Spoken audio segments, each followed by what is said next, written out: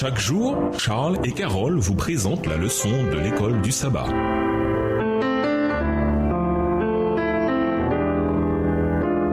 Bienvenue dans votre émission. Dieu nous parle. Ouais, sur de mardi. Une scène extraordinaire. Les livres prophétiques de Daniel et de l'Apocalypse sont des livres indissociables qui nous renvoient aux événements qui se déroulent lors des derniers jours de l'histoire de la terre. Le livre de l'Apocalypse annonce que l'heure du jugement de Dieu est venue. Le livre de Daniel révèle quand le jugement a commencé. Dans Daniel 7, Dieu révèle l'histoire du monde aux prophètes. Les nations se succèdent. Des puissances persécutrices oppriment le peuple de Dieu. Après avoir décrit Babylone, l'empire médo-perse, la Grèce, Rome, l'effondrement de l'empire romain et la persécution de l'Église pendant les 1260 années décrites dans le texte, Daniel 7, le verset 25, voire également Apocalypse 12, le verset 14. Dieu attire l'attention de Daniel sur un événement céleste glorieux qui remettra toutes choses en ordre. Après la grandeur et la décadence des nations et les puissances tyranniques de la terre, le prophète voit la salle du trône de l'univers et le jugement final de Dieu quand il redressera les torts et qu'il établira son royaume de justice éternelle. Dans une vision prophétique, Dieu transporte Daniel du chaos et des conflits terrestres jusqu'à la gloire du sanctuaire céleste et au siège de la cour suprême de l'univers, où Christ, le chef légitime de ce monde, recevra de son Père le royaume qui lui revient. Lisons Daniel 7, les versets 9, 10 et 13.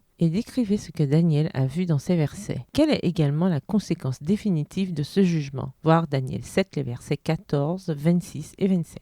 Daniel 7, les versets 9, 10 et 13. Je regardais pendant que l'on plaçait des trônes et l'ancien des jours s'assit. Son vêtement était blanc comme la neige et les cheveux de sa tête étaient comme de la laine pure. Son trône était comme des flammes de feu et les roues comme un feu ardent. Un fleuve de feu coulait et sortait de devant lui. 1000 milliers le servaient et 10 000 millions se tenaient en sa présence. Les juges s'assirent et les livres furent ouverts. Verset 13. Je regardais pendant mes visions nocturnes et voici sur les nuées des cieux arriva quelqu'un de semblable à un fils de l'homme. Il s'avança vers l'ancien des jours et on le fit approcher de lui. Daniel 7, les versets 14 et 26 à 27.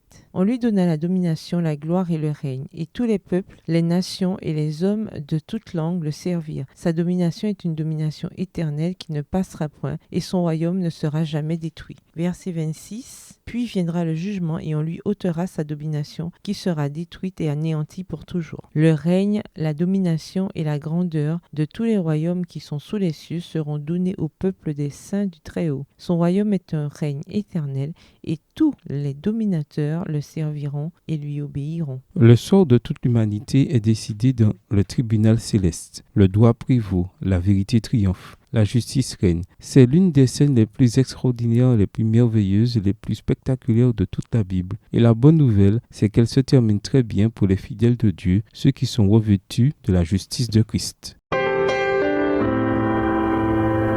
Dieu nous parle. Chaque jour, Charles et Carole vous présentent la leçon de l'école du sabbat.